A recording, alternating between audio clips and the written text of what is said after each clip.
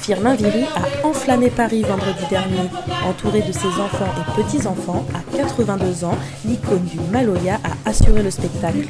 Invité pour la fête CAF, l'artiste n'a pas hésité à faire passer quelques messages.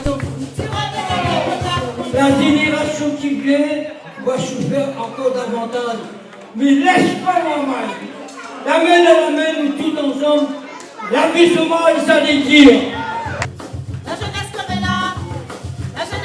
Un concert émouvant, entraînant, donné devant des centaines de Réunionnais venus retrouver un peu de leur île dans la grisaille parisienne.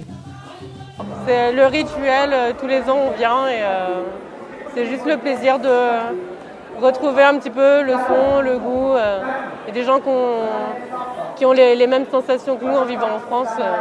Les petits plats aussi, donc ça fait du bien, on a l'impression d'être au pays. Une bonne musique, une bonne ambiance, des beaux bouchons. Pas aussi bon qu'à La Réunion, mais on fait avec. Un bon petit curry, on profite bien. Organisé par l'antenne de Paris, l'événement se tenait à la Grande Crypte. Bénévoles et salariés ont œuvré pendant des semaines pour que la fête soit réussie.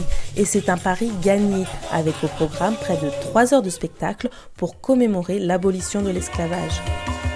De la danse avec les Bourbonnaises,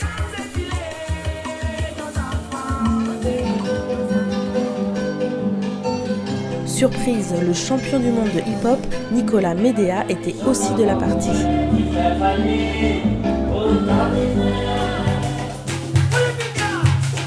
Côté musique, les Racines Mêlées ont mis l'ambiance, envoyant une bonne dose de Maloya au public.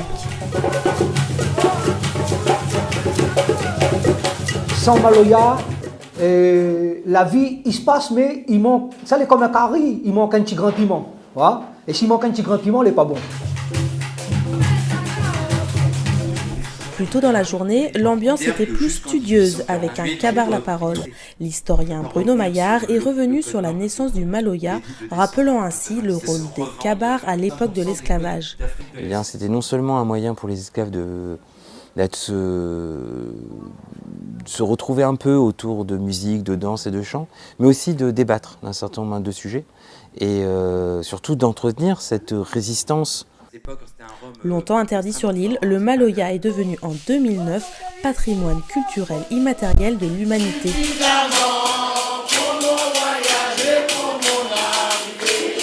C'est en tout cas autour de cette musique que les Réunionnais de Paris se sont retrouvés, car la fête CAF, c'est avant tout un moment de partage, de rencontre et bien sûr de mémoire.